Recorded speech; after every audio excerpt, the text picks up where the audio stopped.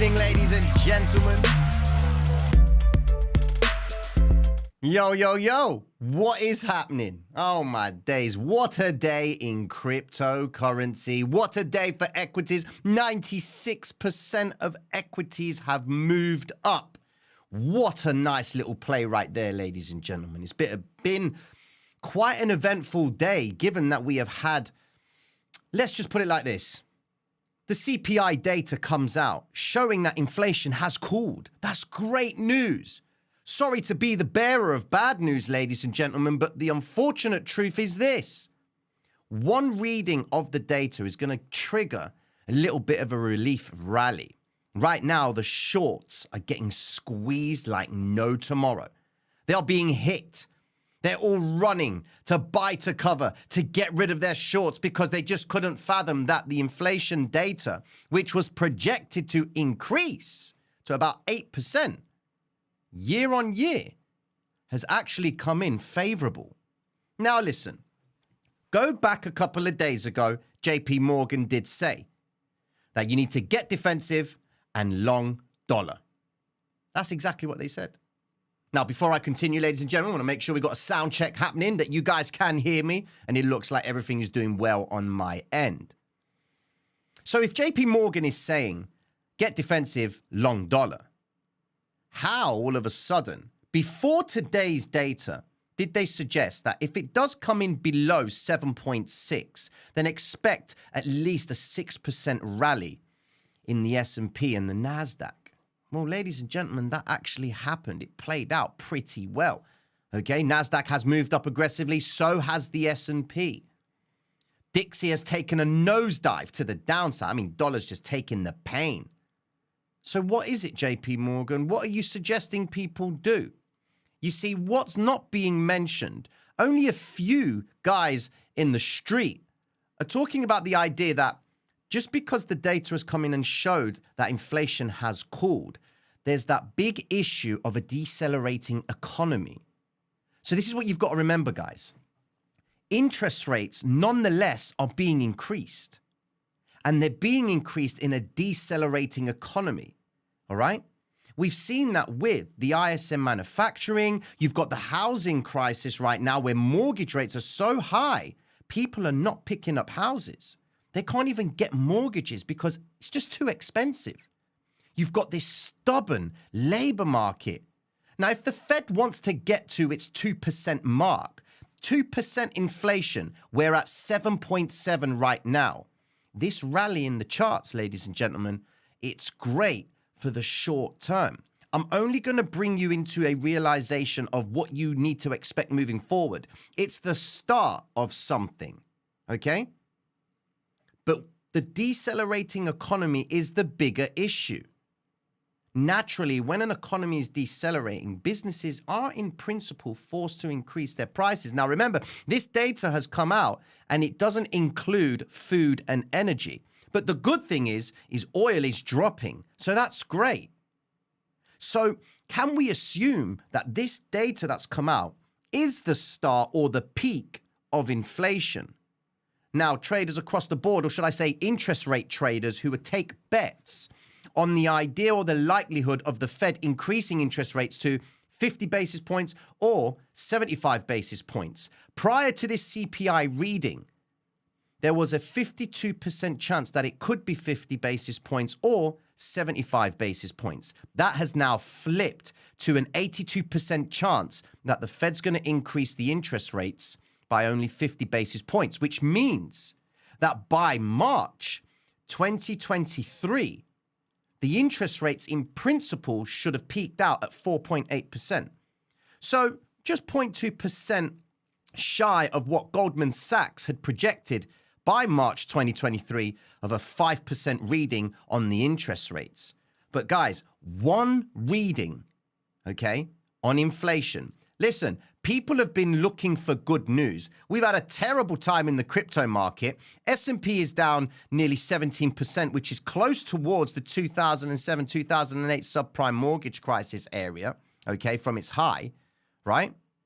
You've also got the NASDAQ that is down over 20%. Now, is that enough for us to say that this issue with inflation is going to be the start of the move to the upside? Some analysts are talking about the idea that this rally could sustain itself towards the end of the year, but we've still got the problem of high interest rates. We need the unemployment rate to go up. Now, today we did get a reading of unemployment claims coming out at 225,000 when they projected 220. Okay? Now, what you've got to remember, guys, is that is a bit of a lagging indicator. Okay? The true data will come out towards the end of the month and then going into the start of the month where we've got the non-farm payrolls. Okay? Like we just had recently. I can see some of you guys are putting when 8K. Hey, bro, listen. I'm going to get into the charts very shortly, all right? But when we were calling for 8K, Bitcoin was at 20,000 and then takes a nosedive to 16.5, and we got 50% of the way towards 8K. Don't even get me started on this idea of Bitcoin 8K. We got a problem in crypto. Everyone's attention is on the CPI because they think that's it now. The inflation's going down. That's the biggest problem. It's not the biggest problem. The problem is interest rates are still high. Look what happened to Disney. Missed expectations. Boy, they took a nosedive. All right? Meta, getting rid of 11,000 people in the workforce. Google, Apple, Microsoft, they've all had a slowdown in their earnings, projecting that the next year is probably likely to continue. So why is everyone pumped about this data? It's because we've had nothing but bad data, ladies and gentlemen, and the market needs information to do something. Now, I know there's guys out there that follow moon cycles and what have you, but we just need to sit back and say to ourselves, just because we've seen this move in cryptocurrency, you still got the problem of FTX and that looming situation of solvency, all right? What's going to happen there? That's a problem, guys. You've probably seen on Twitter with this conversation about Alameda Research and this 250K purchase. Something's going on with USDT. But the problem is stable coins are killing it right now. All right? Prior to this rally, stable coins have been killing it. What's the point in having growth in the stable coins as such, where money's going into them? No one's playing the game. That's what that's saying. Now, today's data is welcomed by the market. Don't get it twisted. But we need to have some preservation right now. As I said earlier, the market, or should I say the economy, is decelerating. So naturally, we're going to see that impact roll out in the charts. One reading of a CPI does not start a bullish market, ladies and gentlemen. It's just another short squeeze. Remember what I said. Short-term interest is being favored. So if guys who are currently short, they're probably taking profits right now, given that price is moving up aggressively. I'm talking about institutional traders, market makers, you name it. People that have been running short in retail are probably paying the price right now because they're not paying themselves. Ultimately, ladies and gentlemen, what you've got to be mindful of is this. Go back to what Mester said today, all right? She was diving into the idea that 2% is the inflation goal for the Fed, which will be going into next year. And potentially 2025 is when that inflation rate should be achieved. 2025. So what does this data do for us? This CPI, what does it do? Because you can't deny the fact that interest rates are still being increased. The hawkish tone of the Fed may be reduced, but it doesn't hide the fact that they still need to increase interest rates. Interest rate increases, regardless of it being 50 points or 75 basis points, it's a problem, ladies and gentlemen. Let's face it, okay? It means things are getting expensive. They even had the audacity to say that bankers' bonuses ain't going to be so great going in towards the end of this year. Sad story, man. How unfortunate is that? Bankers' bonuses won't be at their best given the current circumstances. Banks should be winning right now because of the the interest rates being so high, and the cost of business for people taking on credit has actually increased. Where does that leave us, ladies and gentlemen? Stagflation? Are we there yet? Have we had it? Couple of words of hyperinflation. They've thrown it about, but that'll be a bit of a bold move. Anyways, tonight, guys, what I'm going to be doing is I'm going to dive into the charts. And I'm also going to look at the chat as well. We'll take some questions whilst we're doing that. And just make it one of those chilled out live streams, ladies and gentlemen, and where we can expect everything to go next. Tomorrow, we've got consumer sentiment data coming out. So we've got yet another volatile session, ladies and gentlemen. And we would hope that this little reversal, because the hybrid system traders know that Thursday is a key day for crypto in terms of market structure. Why? Because we anticipate that midweek reversal. Happy days to anyone that may have exploited that. Okay? Let's roll over to the charts, ladies and gentlemen. Okay, then. Cool. What have we got here? So let's just start off with Bitcoin, guys. Let's roll over to Bitcoin. Quite frankly, gold has absolutely ripped it to pieces. This is good when you see gold rising. You want to see gold rising, all right? And it held its gains prior to the data, okay? Now, whenever you've got data, ladies and gentlemen, you can't really project out the idea of price when data is due, okay? But gold was holding out, and naturally, as price is inside of this zone right here, let me just make sure you can see that. Yeah, as price is inside this zone right here, guys, you can only assume that they're going to come back and hit the vectors. But I'm telling you now, these bold moves in the chart will see recovery at some point. How soon? Different story. Let's go over to Bitcoin. So Bitcoin is up 11% for the day. It's at that key 50 EMA, ladies and gentlemen. What's our time frame? 1 hour time frame. It's at that key 50. It's all or nothing. I said it to you today. Bitcoin needs to break above the 50 EMA, and the 5 and 13 EMA need to cross above it for us to understand that there's going to be a change in momentum. All right? Just look at the chart right here. It's a bold move down. We've done nothing but drop for the past few days, okay? Bitcoin from its peak down towards that 20K, 21,000 zone has actually dropped 28% from the high to the low. That's a bit of a messy drop, ladies and gentlemen, okay? Naturally, we need to see the market recover back up. Look at all the liquidation points. Look what happened here. $873 million worth of short liquidations gets taken at the 18,075 zone. Did you pay yourselves? Who exploited this long today? Did anyone take advantage of it? Have we got people? Press 1. Did you pay yourselves? Or press 2 if you're still in trades. I want to know. Now listen, on the 1 hour time frame, the practice says that if Bitcoin can hold this 50 EMA, then we would naturally assume it's going to come up and reach in towards these vector candle regions over here, okay? That's for Bitcoin for the short term. The long term, to answer my guy's question about 8K, bold move lower, trigger the zone. It's not that much of an aggressive move, okay?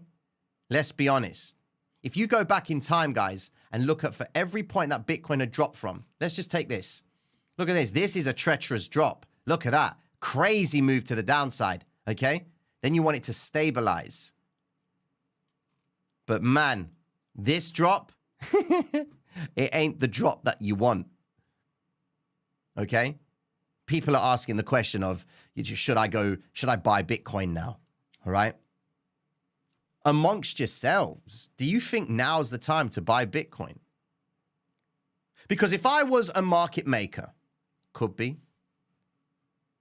would I say to myself that this is now the bottom for Bitcoin? No, I wouldn't. Do I think that there are more people now inclined to the idea that Bitcoin could be cheaper?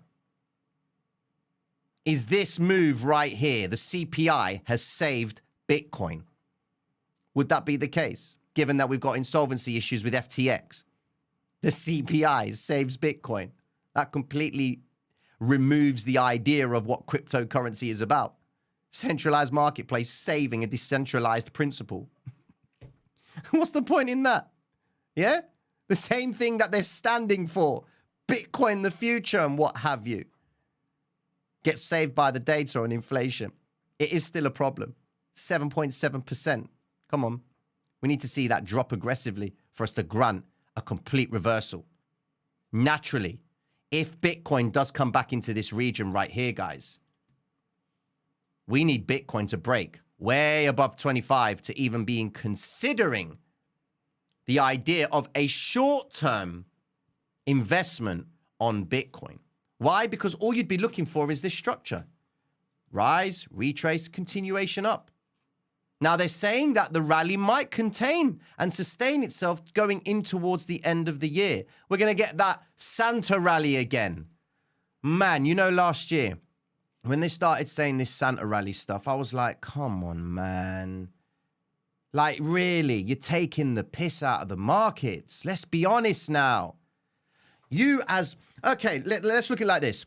BlackRock, okay, the world's biggest fund, manages and owns absolutely everything. Do you think the board of directors are sat at a table talking about a Santa rally? Like, come on, bruv. Let's be honest now. It's very unlikely those words are even going to come out of their mouths. For them, I just think it's just about accumulation. But they've kind of taken a little bit of a hit with good old Sam Bankman. They obviously invested in FTX. Now they're knocking on the door. Yo, bro, where's my money? Yeah? Let's have a look at what happened to some top stocks. Tesla managed to gain some back, okay? Now, this is on the daily, and you can see that Tesla has recovered the vector candle, but reversed back up with the potential for a gap fill right here. You've got a gap that they've tried to close, but not fully close it anyway. But look, even if the data comes out and shows that things are good, you've got the problem of them reversing back up to come and fill this harsh gap right here. Look at this gap. Can you see it? This whole gap right here.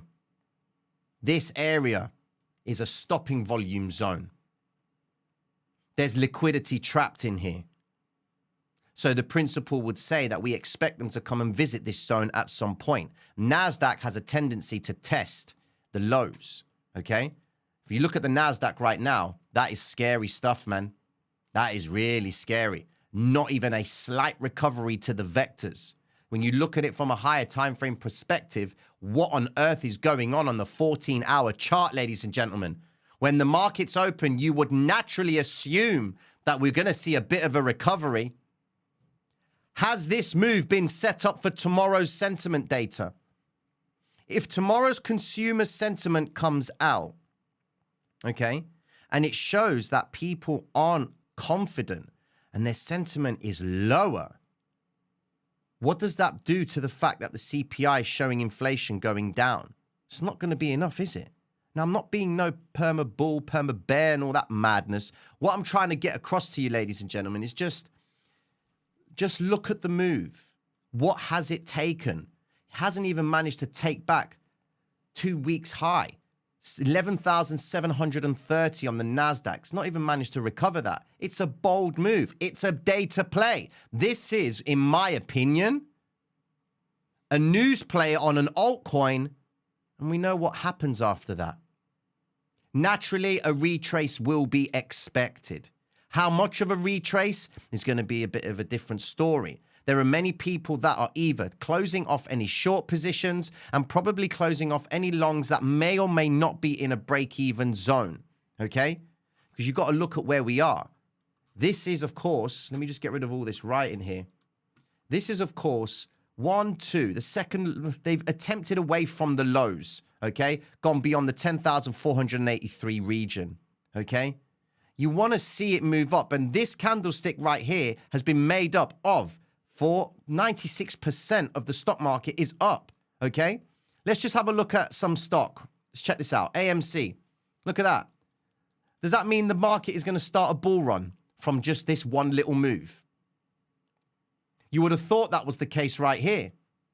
You would have thought that was the case right there. Didn't. Okay, it's nice, but you've got a structure. Drop, retrace, drop, retrace, drop. Look at this move, okay?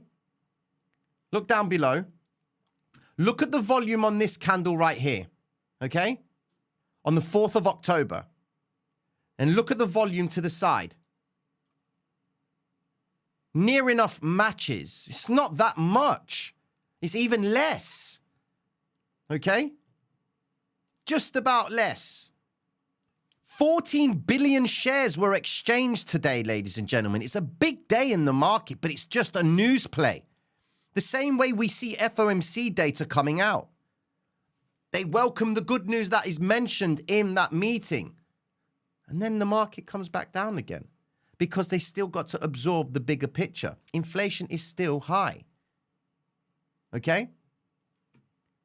Disney, big gap that needs to be filled. Hopefully they reach that tomorrow. All right? Meta, 11,000 jobs, man. But they're coming back into the gap. And there's lots of gap plays right here. So any of you guys that are stock traders will have this gapping formation play. Just be very mindful because you've got another gap down here. There's lots of gaps in Meta right now. So be very cautious with it. Netflix, up 7 point, nearly 8%, bounce of the 50 EMA. Look how they recover the gap right there. Still got the resistance at the 200 EMA on the 14-hour time frame. I'm not going to look at the day trades at all yet. AMG, this is a big move up by AMG. Look at that bad boy. This is up on strong volume across the board, coming up towards these previous vector regions right here on the 14-hour time frame. So it's a very interesting move right there. Google, got a gap in Google at the lows. But like I said to you, man, look, they're only going to be coming into gaps. I mean, at top side, I would expect them to come and fill this gap right here, which is where they're talking about the idea of a market rally or relief rally going in towards the end of the year. Now, we know what crypto is like. Okay, it can go up, it can go down, and it does have a positive correlation to the S&P. So we really need to sit tight before we start loading off our bags and start picking up stock. Okay, we've still got the Fed meeting in December. All right, and that's going to be the deciding factor. Let's have a look at oil. Oil collectively, guys, it has been dropping, and it's been dropping quite a bit. This is what you should welcome. Oil dropping, and the data today that came out was ex-food and energy. All right, so we're going to want to wait and see if oil is going to be reflected in the next readings, okay, so that we have a better idea of this CPI data that came out on the idea of inflation, okay?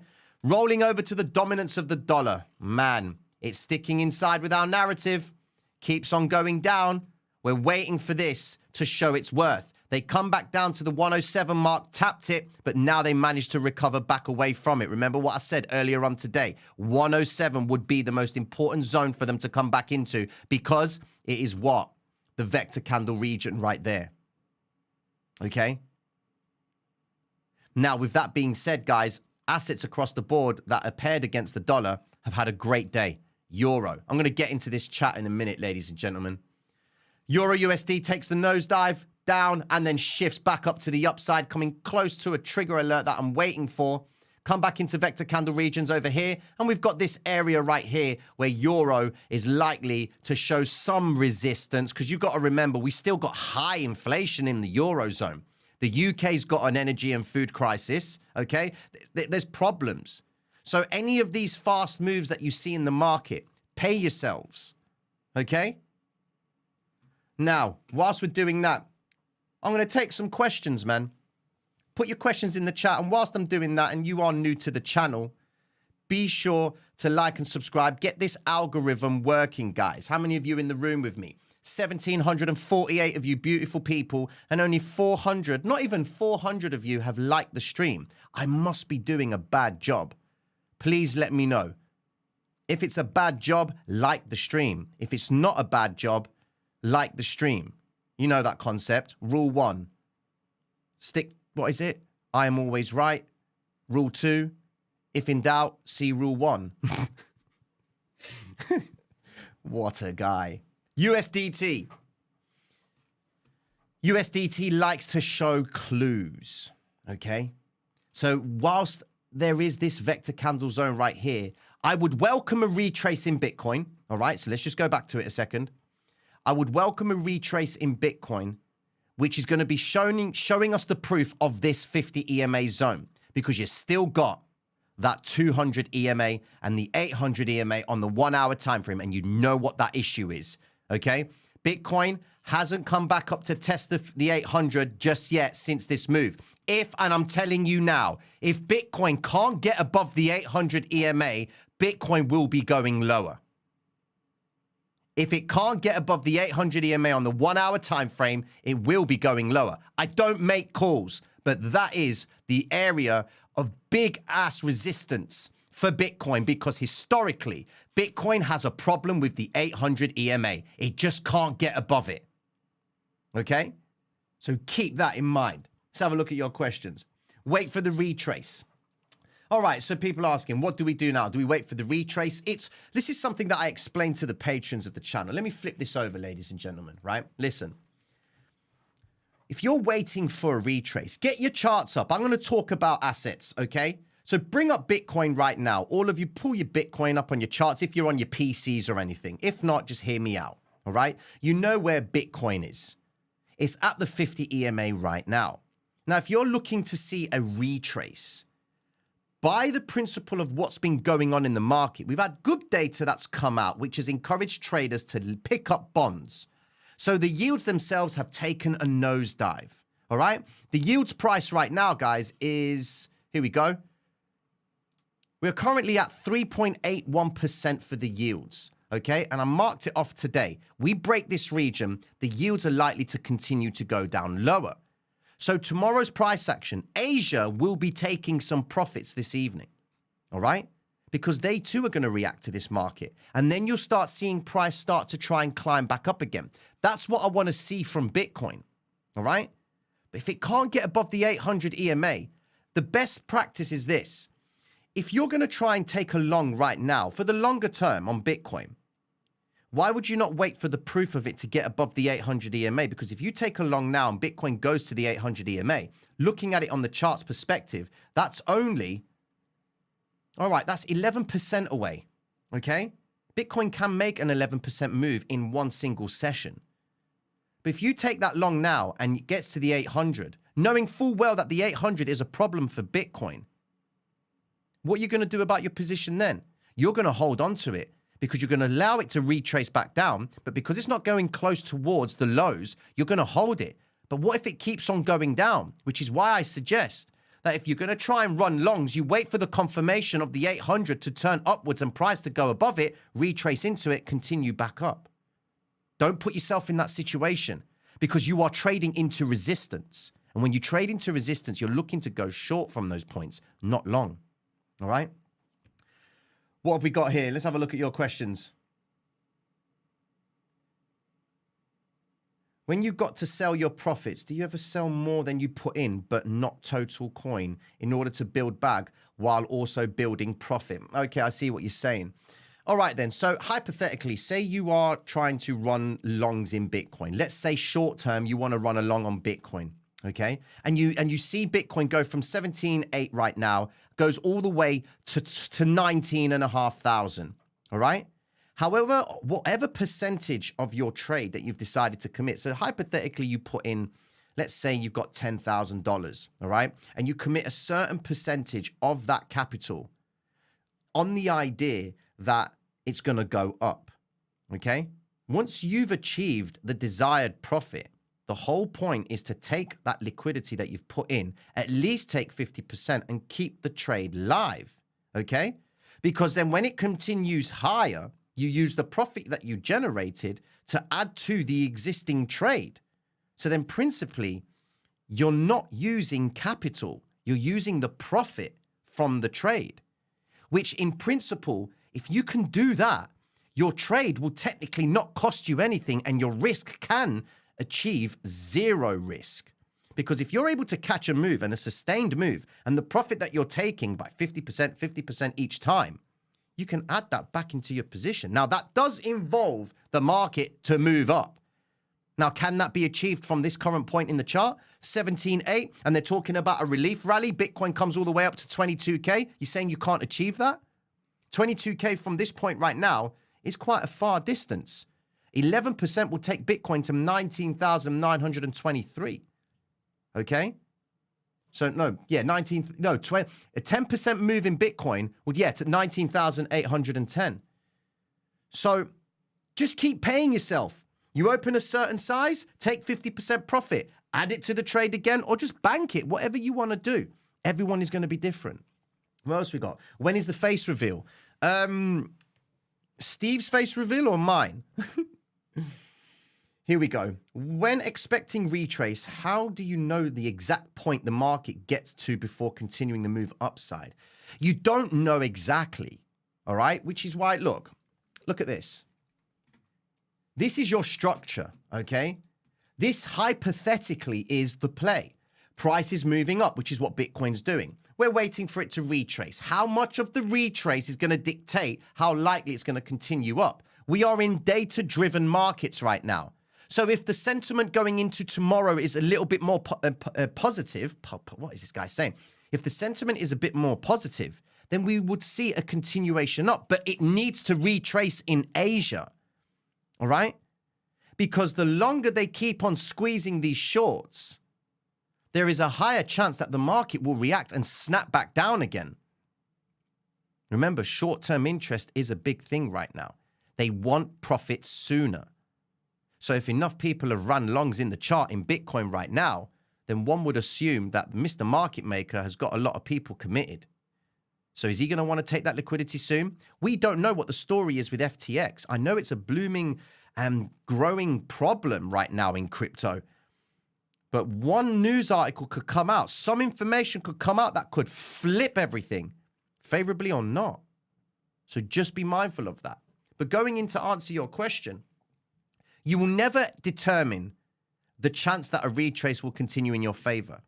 The only thing that you want to be looking for with this structure, which is the basis of this hybrid system, okay, is you are looking for price inside of this zone, okay? Price has been moving up. It retraces. You want volume to start to slow off at this point, and you want green vector candles to appear, because principally, the 50 EMA would be like this, okay? Because it's coming from a move to the downside. So then it's up, and when it comes back down, this area here is the critical point. Sometimes I take trades in this area where I start to build positions in this area with the anticipation that price continues to break higher. And if I start seeing green vector candles appearing here, as long as they can break out of this zone with conviction, happy days to the upside. I pay myself, take 50%, done. Or if it's a scalp into momentum, I just ride as much of it as I can and then close it, pay myself, done. Okay? What else have we got? This is a big boys game. How do we play with their rules? Great question. How do you play with the big boys' rules? Okay, we'll just look at it like this. Okay? You have to understand that in order for someone to buy, someone has to sell. And all you've got to do is just focus on the frequency and the speed of the selling. Is it increasing at the lowest point, or what you would assume to be the lowest point? Just look at what's going on here. They were moving price aggressively, got enough people to commit short, and then in the Asian session, they reversed it all the way up. Yeah? They've got to bring it back up, and they've got to pull it back down again, because each of these candlesticks is a representation of the big boys. All right? Only the big boys can move price like this because it's a trigger. It's a catalyst. It makes people do something. Look at the gray and white candles. That's retail. Trying to chuck orders into the chart. Oh, I think Bitcoin's going to go up 100K. Do you see that thumbnail, bro? You see my guy's thumbnail, 8K. What? Let's go short. Like, this is... The market only moves based on the collection of people's behavior. So the people's behavior you need to be aware of is the market makers, but at the same time, the retail traders, because everyone was pumped about Bitcoin moving up today and there was enough liquidity to commit so, okay? And then they just ripped price back down again. Happy days, okay? Now they've come back up, testing the narrative of the actual the 50 EMA. This is the proving point zone right here, guys, okay? Let's have a look at this. Is a vector candle a big buy from an institution or a whale? a vector candle is a collection of orders that favors higher prices. In order for you to buy, someone has to sell into this area because you can't buy mid-air. All right? How many of you are aware of the green jumper story? I ain't going to tell it. Listen, the concept of people buying and selling in this marketplace, you can't buy if you don't have anyone to sell to. You can't walk into a shop that's empty and say to my guy at the counter, bro, I want to buy everything in the shop. He'll be like, I've got nothing to sell, bro. What's going on? But you're there like, hold on a second. So how, like, why are you a shop?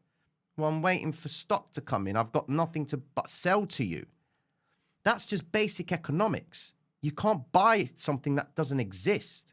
So when you go long, or there's enough people going long, these are sell orders that are being sold into because Mr. Market Maker goes short at the highest point. And he can be in a drawdown for as long as he chooses because he knows what point he's going to turn the market. People say, Tino, how does the market maker make any money? Does he lose? He's in a drawdown. Don't get it twisted. But he's already worked out his risk and he knows where he's going to turn the market because for every turning point you see in the charts, ladies and gentlemen, that's market maker stopping it. Because he can't allow price to continuously go up because if he does that, retail is making money on his back. And his move to the upside where he wants to get his shorts filled, he's not going to have that liquidity down below, is he? To hit the liquidations. Because he ain't going to be able to sell his short by buying it back whilst hitting the retail trader's liquidity, who's in their long, triggers a sell order. Yeah? Tino, what does this blue vector on the daily Bitcoin mean? All right, then. So blue vector candle on Bitcoin. There's not a blue vector. You might be using a different exchange, but the blue vector candle on Bitcoin, the key thing with the blue vector candles is this, guys, right?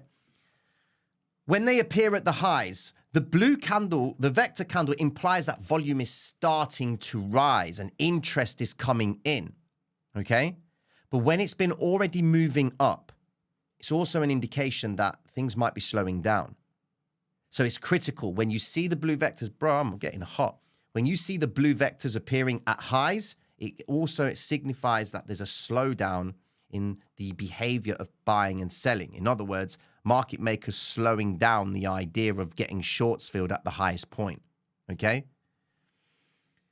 We need to agree that not all vectors are the same in the same chart. So how can you know Bitcoin future is better than Bitcoin index? Okay, then.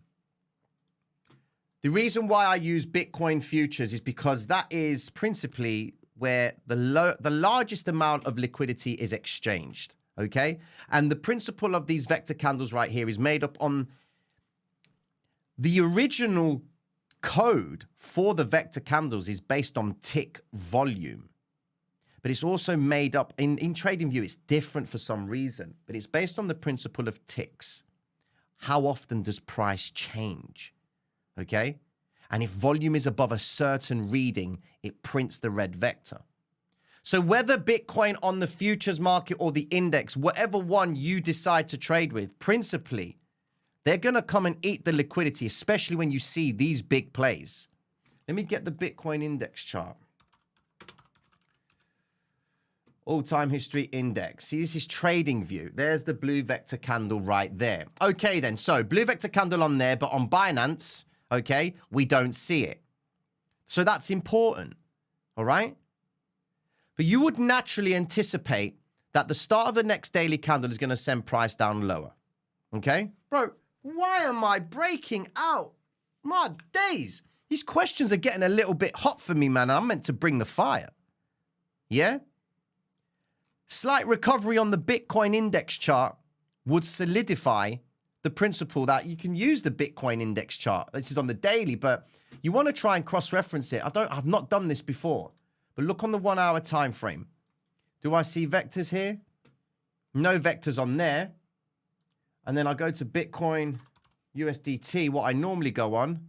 So there's the vectors there on the index. And then I go to Bitcoin USDT. I see the same thing. All right. So which do you use? The higher time frame on TradingView, again, data. What's it? Is it true? All right, there it is right there. If I expected a different vector candle to appear in here on the futures market as opposed to the index chart, then I would agree and say to you, yeah, okay, use the index chart. But that area is exactly the same. I hope that makes sense. My guy's breaking out, bro. Why am I so hot? Tino, how is it that spot and futures are always in tandem? Futures manipulated by market makers. Spot is controlled by supply and demand, right? Okay, listen. Look at it like this. So spot originally, let's look at Forex, okay? Forex, when you trade Forex, you are principally trading the spot market, okay? Now, futures are manipulated because people are borrowing money to trade it, okay? Spot, you can't short spot. It's just literally buy or sell, okay? If someone's going to sell, then happy days. You pick up that contract, done. But futures are all about open interest, okay? And if they're going to take interest in people or inducing people to use and trade futures because you want to profit from both the direction to the upside to the downside, okay, then as a business mechanism, futures are more favorable than spot. But spot, you can only go long. That's the problem. You need a little bit more margin to really take advantage of spot. But not many people can come to the game of trading with that capital, okay? What's this? Tino, I want to hear what you think about S&P and what that really looks like for crypto. I think the crypto levels here are going to be affected by 3K S&P. Keyword, debt crisis. Okay. Check this out. S&P. 3,000 S&P. Okay? All right then. Let's roll down to the chart and look at 3,000. By principle of vectors. Don't see any vectors until 3,400 on the S&P. All right? Down here would be the last consolidation zone for the S&P. If I go to the 3-day chart, will I see anything lower? Here we go. All the way down to 3,263 is the next vector point. 3,000 on the nose would put price there. Okay? Which is just shy of that little vector zone with the wick. All right? Debt crisis. Look, if people aren't spending money, people aren't taking out credit, people can't afford to pay existing credit, all right? Naturally, there's going to be repercussions of that. Again, CPI data showing inflation going down, but you've got a decelerating economy. That's a problem. Because the forward thinking of the markets, or should I say, if you look at stocks, you need to look at stocks' earnings over the next year or so. Look at the quarter on quarter for any stock company. If they're starting to have a deceleration in their quarterly earnings, that could be the start of something, especially for Google, for Apple, for Microsoft, when the heavyweights are saying that things ain't looking good in the near future. The market has to react to that, and they will price that in the future. All right? Consumer sentiment tomorrow will dictate what people are feeling like. And this is the question. Is it going to go down? Are they going to still be optimistic? Who knows? No worries, Smith. What's going on? Another question. What makes the wicks printed in the chart? Here we go. Let me get this up here. What makes the wicks printed in the chart? And why do they always come back to it? Imagine, okay, imagine you've got all these bricks, okay, stacked up. And these are, in principle, areas where you can actually place orders inside of each of these bricks, okay? When an order is taken, all right, that means that brick is removed. And then more of those bricks get taken because people keep on taking those orders. So now you've got 5, 6 bricks at the top and the history of people's behavior down below. So the market in principle is going to say, okay, I've got interest up here on these several bricks, okay? Maybe if I send price back down again, am I going to get the same interest at that point? Well, those guys that took the buys at the lows of the wick, they've got margin, they've got leverage. They're probably going to be waiting to take a profit. So what we need to do is keep them committed long enough inside of this trade, in this candlestick, to make them stay in that zone and be committed, not take a profit, so that we can then sharply move price back down towards that wick, hit them again, hit their stops, and make the same guys who had a loss at that point go back in again. Then we'll move back up again and then drop aggressively against that zone to shake out the guys who thought they could buy at that low point again. That's why wicks get recovered. Because wicks are people's behavior in the past where there's interest. That's why you want to really focus on wicks, because it's previous behaviors, previous commitment, previous money coming into the chart. Why, as a market maker, would I not want to send price down to that zone again? Because if I can get my longs filled at lower prices on the principle that people will go short and when price goes down into that wick because they previously went long and they paid the price for not taking a profit, I'm going to send it back down there again because I can get liquidity. And that's the takeaway for you, ladies and gentlemen. You look at the chart and ask yourself, where would a retail trader buy and sell? You do the opposite. If it looks too good to be true and you see it moving up, why would you be buying? When something is increasing in value, it doesn't make sense. You will never go and buy an item that continuously increases in value. You buy it when it's not increasing in value with the idea of it to increase in value beforehand or after you've made the purchase. So why is that law of economics valid when you're going to a shop or a car sales room to buy a car? You don't go to the guy and say, I want to buy this car, but as long as this car's value increases by the second, I will want to pay the highest price possible for it. Now, of course, you got bidding wars. I get all that. But naturally, as a consumer, you would not want to pay for something that continuously increases in value. So why on earth would you do it in the stock market or in cryptocurrency? That's why when I say to you, when Mr. Market Maker hits the shorts, okay, he's building his shorts at the highest point because he wants to sell from the highest point. And he also wants to buy from the lowest point because he knows he's going to send it to the highest point afterwards. I hope that answers your question, bro. Tino's in his loft. This is a big loft, bro. This is one of the rooms, man. Another question. Okay. So people that owns most Bitcoin controls the market. In other words, we can't do nothing about it. Isn't that system we are running from, Tino? Why would Bitcoin be any different? Listen, Bitcoin as an asset, all right? You've got the crypto enthusiasts, all right? Which are crypto, Bitcoin, army and all that madness, okay? But then you've got Bitcoin as a future. It's an asset that can be traded, okay? If you navigate the markets, you can trade so many instruments, future value, all right? Remember, people borrow money to trade the futures of Bitcoin. Frankly, futures traders don't care about what the asset is. They care about the spread between the entry and where they want to get a profit from. True traders don't care about the principle or the underlying value of the asset that they are trading. A, because they may not be in the trade long enough. Now, of course, you've got macro traders, fundamental traders, and what have you.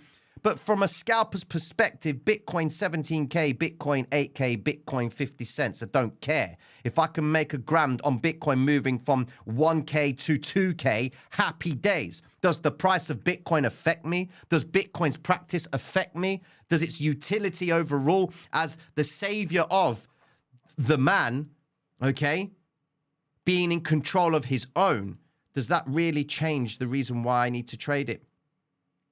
Nah. My goal as a trader is to try and find the most interesting point in the chart that everyone thinks it's going to move from, okay, and do the opposite. Because the only reason you buy and sell is because you are made to believe something at a certain point in the chart. You've got your indicators, you've got your your Fibonacci's, your pennants, and all what. You know, the hybrid system in itself, guys, it's not an indicator. It's just a representation of behavior.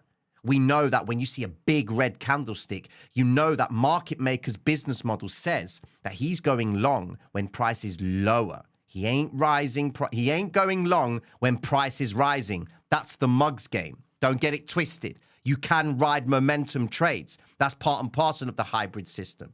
Okay? So I hope that answers your question, bro. Why we have big difference between volume chart, Bitcoin. I've answered that one. Tino, how old are you? I'm 37. Apparently, I don't look it. Why do we... no, you've answered that question. Here we go. Is it easier to use the hybrid on MT4 as opposed to Bybit, being able to open multiple positions instead of just adding to one? Listen, the power of being able to use MT4, where your position entry is like on conventional practices on Binance and Bybit is this. You take a trade, all right? Your entry moves at the same time. It's like a trailing stop, okay? But on MT4, your positions are fixed. Now, the power of that, guys, is this. You can hedge in between those entries. So if I run a long, okay, and price moves up, I can run a short at the same time, and then it can come down. I can keep that short open whilst my position is already static on the long. It doesn't move. It's just my risk changes, okay? Now, I will always favor building multiple positions that are static as opposed to ones that move with my position, okay? Because it adds to the risk, all right? I want to try and keep the risk static and the same for every position. So if I use lot sizes in MT4, rather than opening one standard lot size, I can open 10.1 standard lot sizes. So I get the I get the flexibility. But I'm always going to favor the hybrid system on MT4. And the reason I favor it on there is because that's where I educated myself. I learned on MT4. TradingView is a place for convenience for me. Okay? Does arbitrage work and is it safe to do? Well, Sam Bankman-Fried made his fortune on arbitrage. You've just got to try and find it. If Bitcoin is priced on Bitfinex at $17,000 and then you go to Binance and it's at $16,000, you buy it on Bitfinex for 16, for example. Sorry, you buy it on Binance for 16 and you sell it on Bitfinex for 17. Happy days, there's your arbitrage. You know? Tino, would you ever consider making a trade live for us to see? Bro, I don't even need to make the trades. I pretty much give you an idea of where it's going to go. And you know what? What does that give you?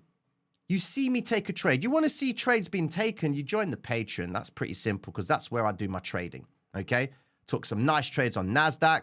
You know, we've done these funded trader programs. We got funded twice. So you want to see that stuff, make your way over to the Patreon. But let me tell you something. To watch someone just place a trade, you think that you're going to see that exact same trade in your trading. You might not see the hybrid system the way I see it. I might not see it the way you see it. So tell me why my trade's going to help you see it. Because we're not going to trade at the same time. You will never find that exact same move. You'll find a variation of it. Plus, I don't want to get kicked off for financial advice and what have you. People copying trades. We won't be able to bring the fire to you, ladies and gentlemen. You know? Tino, can you please suggest a good read of what you've just covered about wick recovery and other trading principles? Quite frankly, everything that I have learned has been based on watching price, taking the schools of thought from PVSRA and Steve Mowry market maker method. They both talk about market making. And because I know both systems, I started with PVSRA, and that was market maker principles. And then Steve Mowry, which in principle talks about timing. Merge them together, you have the hybrid system. That's why it's called the hybrid system. I've taken two schools of thought that, in my opinion, I have understood, binded them together to improve my edge on understanding the way they move price. You see how they move with vectors. That's how I've done it. I'm on MT5 thanks to you, Tino. Is that better than MT4? I'm trying to 10% challenge, but I can't add leverage. Seems only 1x. I don't know what you mean. I mean, MT5, this battle between MT5 and MT4, they want to get rid of MT4, but 90% of all the programs that run on MT4 platform are based and for MT4, okay? So they've just had to settle and put MT5 out because they could not get rid of MT4. Tino, how should I approach trading when I just started off? What should I learn? How should I learn? Where should I learn from? I'd love a quick little tip. Firstly, you are in the right place, my friend. You can see that we have got 1,763 people and only 958 people like the stream. So we've got an imbalance, ladies and gentlemen, and I would like that imbalance to be recovered. It helps out with the algorithm, guys. I want to play that algorithm game with YouTube. I want to try and see if we can crack that, but you know what the flavor is, okay? Listen. Where do you start? If I had my time again, would I start looking for indicators and the Holy Grail? No, I'd start with working out who I am as a person. Because how do you know what indicator to use if you don't know who you are as a person? Think about it. You're going to see scalping strategies that give you a 90% return or a 90% success rate. Cool. You'll see swing trading strategies that pretty much guarantee you're going to win all the time. Which one do you take? So let me bring this to you. You've got a guy two guys have been given a system. The system guarantees 100% success rate, okay? One guy wins 100% of the time, and the other guy with exactly the same system that guarantees 100% success rate loses. What's going on? Mindset. If we study the fact that these charts are based on human behavior, why would you look to any indicator that can't tell you what human behavior is? Because it's impulsive. Yes, human nature repeats itself all the time. It doesn't change. We just don't know when. Okay? So my opinion would be, if you were to start this game of trading, you need to get to an awareness of who you are as a person. Are you impulsive? You're a scalper. That means when you take a trade, if you realize a return, you take it. You take the profit. Okay? At the same time, you're in a loss. You close it. And people go through this not disorder, but they go through this split personality when it comes to trading. They will scalp the market with the mindset of a swing trader. That's why I say holders have got the best risk tolerance, in my opinion, because they can absorb a drawdown as a swing trader. But if you've got holders who are trying to take advantage of the game of scalping, they will allow that scalp, which in principle, they should only take, say, for example, a 1% loss on the account with a scalp. Okay, let's say that's for example. He goes short. He's risking 1%, but this guy went long on Bitcoin and brought it at 61. And Bitcoin's at 17K right now, for example. My guy's still in that position, and he's got a fantastic threshold for risk because he can sit with it because diamond hands is where it's at. So his 1% risk that he should have took as a scalper, that scalp has now turned into a swing trade because of his previous behavior as a holder, because he can absorb it. He'll look at it and say, forget it. It will move back up at some point. I'll just sit this one out. But you're scalping, bro. Close the trade. 1%, you're at risk. Why are you now allowing a 1% risk trade turn into a 25% loss? So establish who you are as a person before you start looking for indicators to use. Because one way or another, the indicator will say to you, buy and sell, but you'll have conflicting beliefs about that based on who you are as a person. Because if you don't like the idea of a buy happening, okay, and your instincts are saying to you, well, I don't want to sit through this drawdown, or I don't want to hold out for that move, you're going to have this confliction in your mind. If you're a scalper, you have to be fast in and out. You're impulsive, you make decisions quick, scalping is for you. If you're a little bit more reserved, then swing trading is something for you. But you have to have a lot of risk in the sense you've got to absorb a lot of risk as a swing trader. Okay? Tino, do they use algorithms, learning machines, and if they that they learn our trades and play against retail? Of course they do. What did I just say? All right. Let's not to single anyone out, all right? But let's look at it like this. Take a thumbnail that says Bitcoin 100K, Bitcoin pumping, Before you even click the video, the first thing that comes to your mind is buy. Simple as that. Okay? Human nature doesn't change. People do get manipulated, whether it is clickbait, thumbnails, and what have you. I know I've been doing clickbaity titles, but I know what I'm saying to you is saving you a ton of cash. Not just saving you, but making it for you as well. Just by getting you to understand the way price moves. I've got to get your attention somehow, ladies and gentlemen. Let's be honest. Come on. If I'm just too serious like Bitcoin made a move today, you ain't clicking it for nothing. I never showed my face. For 2 years, I used the art. This tattoo, this bad boy right here. That's all you saw, my guy's face. This tattoo was a deal, okay? It was a bet. And in the Discord, I said to the guys in there, now this was when the Discord was what? Only had a few thousand people in there. And I said to them, if you guys can declare profits of 500,000, all right, I will get this tattoo to myself, all right? They were posting profits, ladies and gentlemen. Posting. I think we cleared about 4 or 5 million collectively in the Discord. I've got the tattoo, man. I came through with the bet. Which tells me that what I'm showing you guys does work.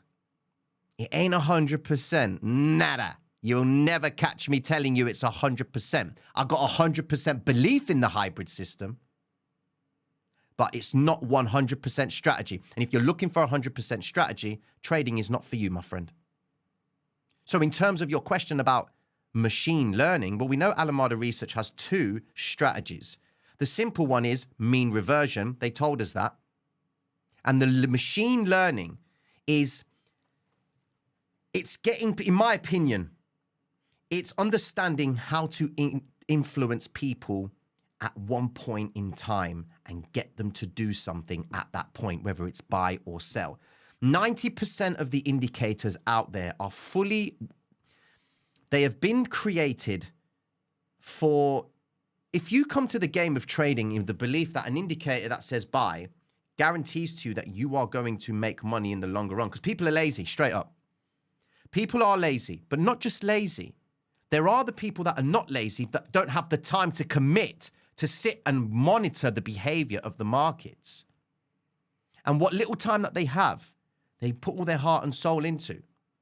This is who I aim for, those people.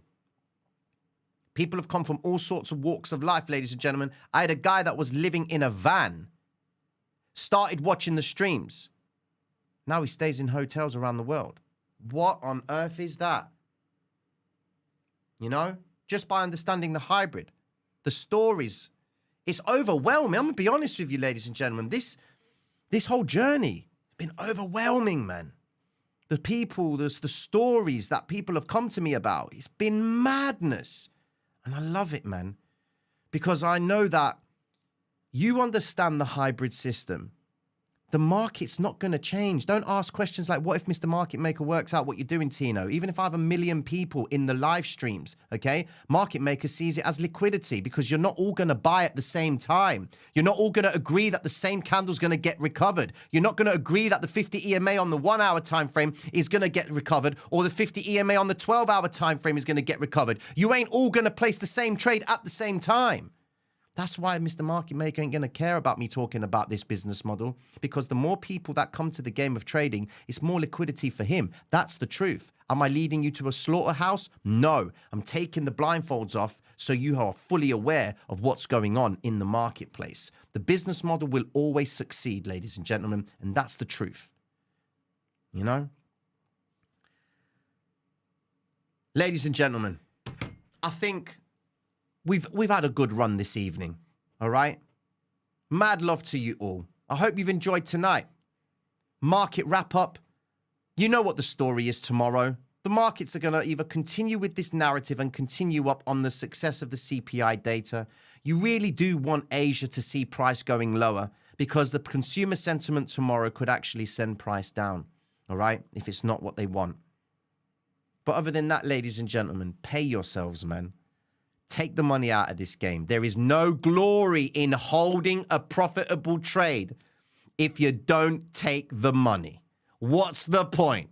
You may as well play Monopoly and mess about with that fake money, you know? Ladies and gentlemen, be sure to like and subscribe. You want to learn more about the hybrid system, check us out on the Patreon. It's pinned to the top of the chat. I hope you've enjoyed tonight. Take care of yourselves, gang. Peace.